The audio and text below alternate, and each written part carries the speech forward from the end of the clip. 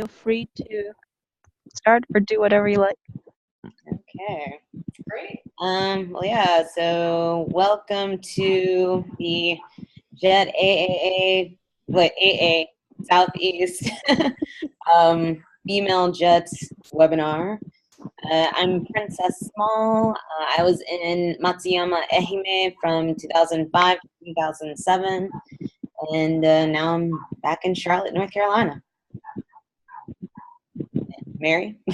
Yeah, great. So Princess and I are co-leading the webinar today. My name's Mary Jeanette Everhardinger. I served on the JET program from 2008 to 2010. It was life-changing for me, and I'm really excited to share some hopefully informative advice and helpful advice about what I experienced and what you might expect on this program. So it's good to meet you virtually. Yeah. Awesome. So Yuli, are you able to control who you see on the big screen when you're recording? Technically, yes, but I've had it so that well, I think the way it works is that whoever talks is on the screen, right? So, okay. If you have something to share on the screen, then you can share that. Yeah, but otherwise, I think it defaults to whoever is talking. All right, excellent. Right, so we're talking about what it's like to be a female jet. I'm sure you've already done some research on what it's like being a female jet in Japan, and there's, of course, good things, mostly good things, and a couple of items you might need to remember and keep in mind while you're there. I was in a pretty medium-sized city, but I lived on the outskirts, pretty much up in the mountains, and I lived with other jets. And so, at least in terms of my immediate community, they were very aware that we were there, and they often recognized us. We were pretty well known. But in terms of being a female jet in that area, it was pretty typical. I mean, I would say, while I appreciate that we are having a special section on being a female jet, I would just mainly emphasize that most of the reasons that you may have, a little bit more attention on you is more about you being a jet, being a foreigner in Japan, and not so much being a female. I don't know if we have any other minorities or other factors that may contribute to your, I guess, obvious category of being a foreigner. But again, mostly, like for me, yes, female, but also being African American in Japan. So I think that's something to just keep in mind when you're there, that yes, there are some things you have to keep in mind being female, but again, most of your special treatment will come from being a visitor in their country. And so, I don't know, Mary, you have any opening thoughts to add? Yeah, I think there's a lot of specificity with being a female jet. So I'd love to try to shed some light on, I think, some topics. And I hope that you'll reach out to me or Princess or, other jet alums if you find yourself having a problem or a crisis or something like that, because these things really do happen. They're normal. They're going to happen. So let's talk about health. Let's talk about health in terms of physical, mental, spiritual, and intellectual. I really want this to be worthwhile for people. So your physical health, you might find change. Some women find that their physical health changes for the better. Some women find that their physical health changes for the worse. What I mean by this is a lot of my friends, when they moved to Japan, they lost 10 pounds within 2 weeks. What I mean by that is it's very hot and humid. The food is very healthy. There's a lot of vinegar in the food. It's very clean eating. So like these, you're gonna notice changes in your body in this regard. I'm just being very real here with people. So there's going to be physical health things that you're noticing with the female body. If you have products that you're used to, whether it's medications or tampons, bras, shoes, things like this can be trickier to find. What you want to do is really just communicate as openly and clearly as you can with your Board of Education. The acronym is BOE. The thing about that is if you have issues, or let's face it, the female, health system is complex. So I'm really actually kind of serious about being an advocate for yourself, for your health. Words like gynecologist, might be hard to translate in the Japanese language. So you want to kind of find a female Board of Education member who understands. It's not guaranteed that a male Board of Education member will understand or empathize with gynecology things. I lived in Japan for 2 years and I studied abroad there for half of a year. I just kind of knocked on wood and hoped that my health would be okay. That was risky. That was really risky. Things can go wrong, So just having a very, I think, clear and transparent communication channel with, I would argue, a female member of the BOE is really helpful. I found myself translating at hospitals for male colleagues. Anyway, it's okay if you don't know Japanese, but when you're placed in rural areas like Princess and myself were, it's hard to expect people to know words like gynecology or even mental health. Let's talk about mental health. When you're in Japan, you're going to really grow and be challenged in different ways. If you have medication, it will be very known with the BOE that you have medication. Again, I didn't have to worry about any of this, but a lot of my colleagues did. It will be regulated. You'll have to communicate these kinds of things very clearly with the BOE.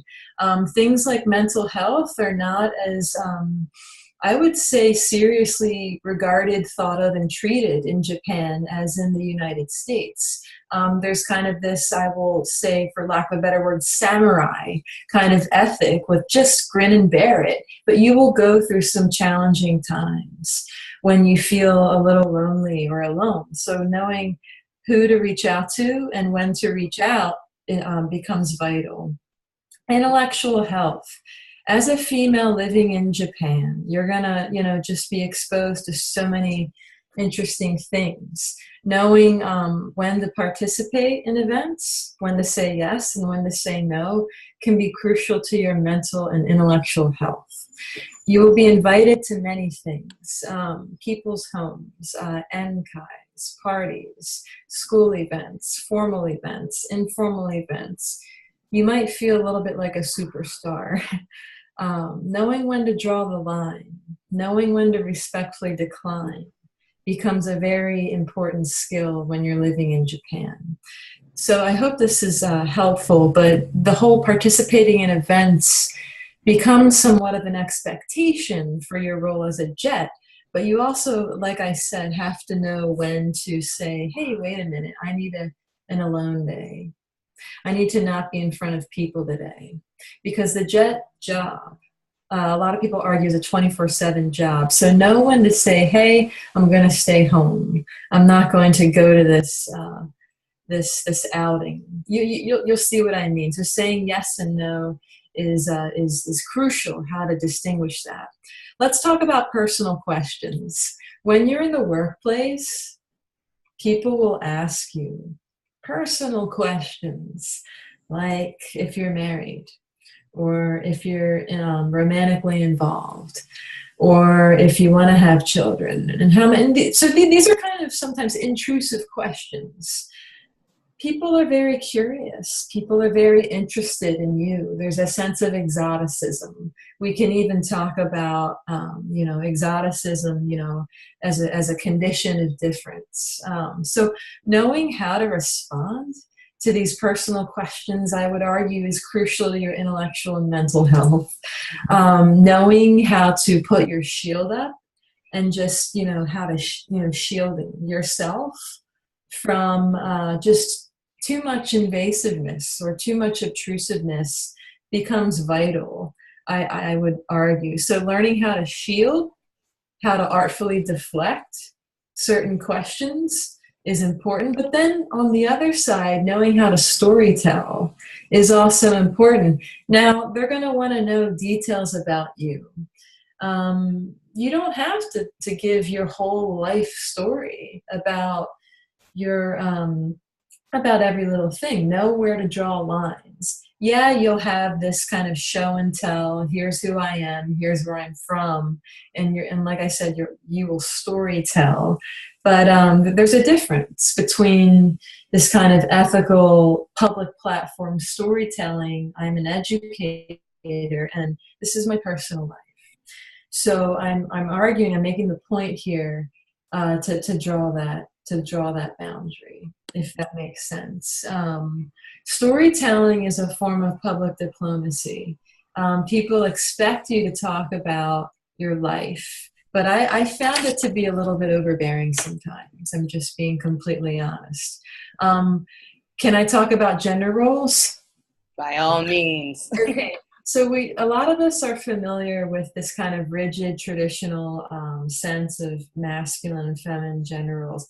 Things are changing. Women are stepping up, getting into more leadership roles. Shinzo Abe is trying to push that kind of political campaign for women to work more. It's an economic thing. But you're going to find that women are still in gendered places in the workplace. And then you're going to find yourself asking the question, hey, should I be like them? Should I help out with clean? Should I? So what I'm talking about is using your body in a physical and visible way. These are gender roles. You're going to find that you have somewhat of an exempt card, that you don't have to fully participate like a Japanese female would in those situations. But then you're going to find yourself saying, hey, I want to help. I want to show that I'm involved and invested, and I'm happy to be here. So knowing where to draw the line. Again, this is all about, discerning. Like, how Japanese do I want to be? I had my mom very clearly tell me, Mary, you're not Japanese. So. And I found myself sometimes overreaching and trying to fit myself into gender roles. So I'm just putting it on the table. Gender roles are a thing. When you're in the Shokuin Shitsu, which is the teacher room, you're going to notice women like doing these things. So knowing your place as a, gaijin, a foreigner, and saying, I don't have to kind of break my back, so to say, with doing all of this stuff. You're going to see that people are very busy. So there's a fine balance between showing that you care, participating, using the body to participate. There's something called soji, cleaning day. People clean and they use their body and they clean very visibly and very publicly. So clean, participate, but you don't have to be in these rigid gender roles, because I find them to be a bit much. But that's my American bias. And, we don't have to go to these extreme levels. Again, things are changing, okay? That's about it. Don't get caught up in finding yourself conforming to all of these Japanese norms and standards. I mean, you can show respect, but you are you, and you are unique, and you are American. And that's okay. I found myself really changing as a person. I found myself conforming to a lot of Japanese ways. Then when I moved back to Japan, I had reverse culture shock. So, you know, just be aware that you are you, and people are going to be really interested in you. They might ask really intrusive questions. Just know how to artfully deflect if you have to, but story tell at the same time. The last thing I'll say here is to try not to have so many expectations, because I found that when I had expectations, they were violated. And I just try to keep very flat, kind of, you know, like flat expectation, because if the more I read, the more I would, you know, just expect these extreme things. So it's a very Buddhist thing for me to say. To avoid disappointment, have flat expectations about the Japan experience. But yeah, there's a lot to say about being a woman in that culture, being a woman in that working culture, being a woman in that dating culture. I did all of it. I found myself almost, I dated someone for 2 years there. It was like, you know, people asked me questions about it. I found it to be very fulfilling to date someone in Japan. But then when I moved back, there was reverse culture shock, and it was tough. Okay, so that's about it. Health, personal questions, storytelling, gender roles, and that's about it. So yeah, thanks. Good job, Mary. You really summed it up pretty well there. I would just add one last thing, which is like the least fun topic, which is, I guess, stalking or unwelcome advances. I don't know how it is nowadays. And again, like I did Jet a whole like 10 years before you have, or you did. But it certainly does happen, and you know it is a known problem, and I would first just recommend knowing where your local police box is, for one thing, just in case you are walking alone in the evening. And overall, yes, I agree that Japan is certainly one of the safest places you could ever be, and ever, even if you are walking at night. But again, I think they probably tell you this, just don't do, and of course we all hate it when we put the onus on the person who's just minding their own business. But again, just don't do anything that you probably wouldn't do here at home in America. They, again, know where your local police box is, know who you can go to if you are having issues. Your school, I found them to be very supportive. So if I did have an issue, I could go to them. But also just keep in mind that in that culture, particularly in Asian cultures, at least that I've found, they don't have the same concepts of stalking that we do in the West. They actually don't even have the same laws that we do, or definitions of stalking. So it's easy to have a misunderstanding there. It's like, no, I did not break up with this person. I don't know this person. So you'll have to be very clear about what the circumstances are if that does happen. And just if anything continues, make sure you document it. Make sure that you get descriptions or whatever. This isn't to scare you, but this is just like the reality of the situation, whether you're in the city or the country.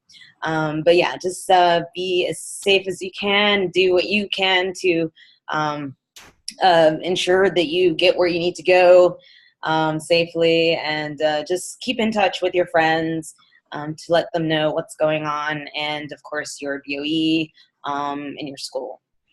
That's a really good point. That's kind of a worst case scenario. Exactly. Yep. You don't need to scare people, but you do hear horror stories, and safety is a really key point. I'm glad you brought that up. you know, the BOE and your school, these are two main entities that will know everything about you, whether you like it or not. And that's a safety mechanism, like Princess was saying.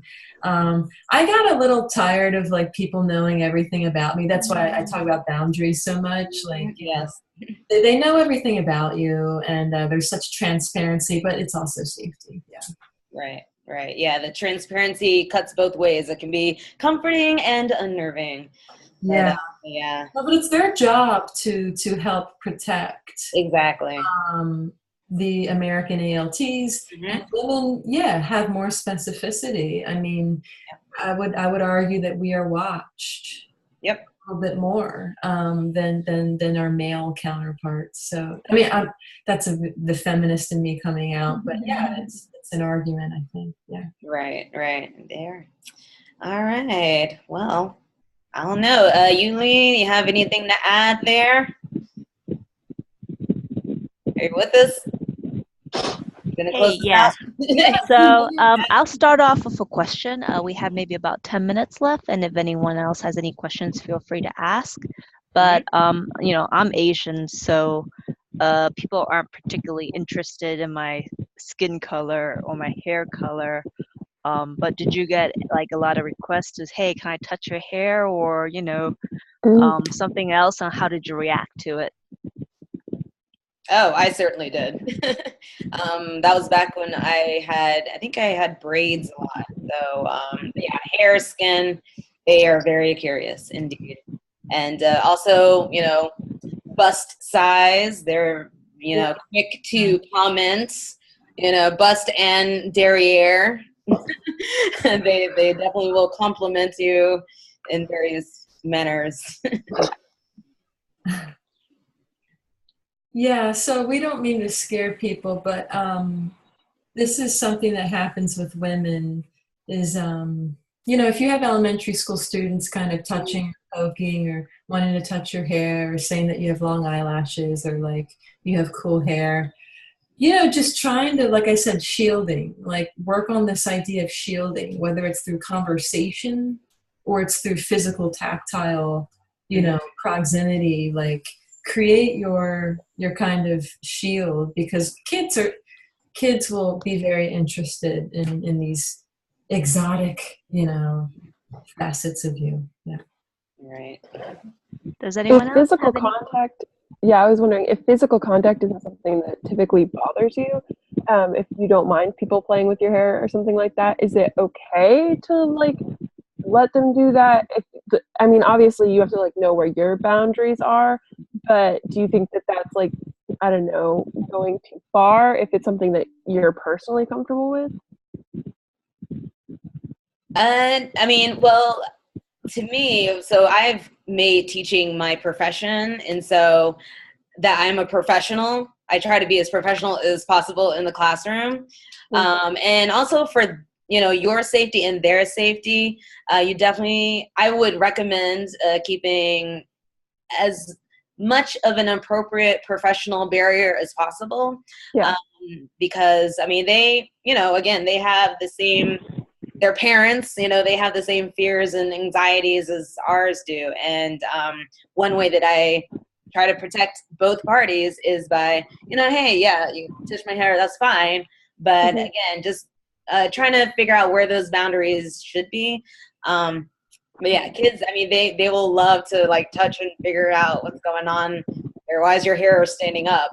But yeah, I would just recommend trying to figure out, you know, gauge each situation. So how close can I get to this person or this family or this child, or what have you. Okay. Yeah, and just, I guess, if exercising humor becomes really critical, like not taking it personally or getting ticked off, so to say. Some of the comments that children make are just unfiltered. And then even, like I said, the comments sometimes from coworkers can be, you know, intrusive and unfiltered. And just, they're like innocent, curious, childlike questions. But yeah, like Princess was saying, I mean, part of building like yourself as a professional is learning how to have these kind of boundaries, and then people will respect, I think, whatever boundary you create. Now, there's some people, I had male colleagues who were like 6'1", lanky, funny, and people could crawl all over my 6'1" male colleagues, and they were like a jungle gym. Well, it's not the same with women. I mean, women have body parts, and so there's really specificity here. There's difference with the female experience. So, no, you can't climb on me like a jungle gym. I'm not a male. But I'm a fun person, and I'll play like, these Oni and Demons games in the recess room. Yeah, like I'll run around with the kids and play. But, there's just differences. Yeah. And yeah, it's a great question. It is a personal preference. It is subjective. It does change with women and men. Let's see. I'm looking at the handbook just to make sure we're checking off all the basics here. You went over clothing size. Well, did you go over clothing size a little bit? Just how I mentioned products. Right, yeah, products that you're used to. Yes, bras, shoes, sizes. So people there are smaller. Right. Like I would go to Uniqlo and not find particular sizes. I'm 5'8". I don't know. I mean, so yeah, that was difficult, right? Yeah. Right. You get a lot of the female jets get things shipped. They have their families send boxes. This is a very real thing. Yeah. Had boxes sent to me frequently. Order online. Yeah. And that becomes a fun thing too, because the family sends boxes, things, and then gifts, and then gift culture is huge there. So if you ask your mom to send like a bag of candy, that goes a really long way. They can your mom or parent or relative send clothing items and some gifts, right? And they become omiyage, distributed gifts in your workplace. Definitely bring your own bras. Asian bras are really, really different, and they're not like, what you would normally find in the States. Like, they're very decorated, very flowery. Yes. I don't know how to describe them. Very, very, very different. Oh, yeah. They love it. Well, I mean, I loved it, though. I was like buying these bras like as close as possible, to my size. And I'm like, oh, it's so cute. None of them fit me. Yeah. Like. Yeah. Oh my goodness. Actually, there's a website in here that converts the bra sizes. I don't know if it's still up, but maybe I can link it in the comments here. So. Oh, conversion. Yeah, bra size conversion. Okay. Yeah. I don't know any other questions? I think tampons are available, right, Princess? Yes. I don't think they were very popular though. They're not very popular. Yeah, they can be hard to find, but yeah. I would say, hey, if you're a tampon user, bring your own box. Right. Bring as much as whatever you like. But like, bring your shampoo if that's the only shampoo you want to use. But I mean, they have so many products though.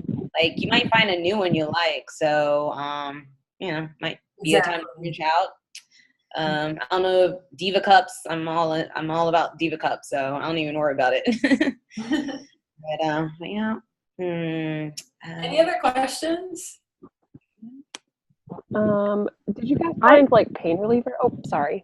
Go ahead. Did you guys find pain reliever to be like weaker or stronger over there for like cramps and stuff like that? I don't know, Mary, you remember? I don't quite remember. Great question. So for like menstruation specific purposes, I mean, would it just be better to bring like ibuprofen and then like have parents ship it when you run out? It's better to bring, I would argue. Yeah. The Japanese dose is usually weaker. It's a good idea to bring a bottle and then just have people send it as you need it. Yeah. That sounds about right. Great question. Yep. Things are Okay, so this about wraps things up. thank you for attending. Thank Princess and Mary for hosting. We're gonna have one more session coming up Lost you again. for living in Japan, Sure. but yeah, thank you everyone. Good Thank job. you. Thank you guys so much. Bye, Bye. Zoe. Bye.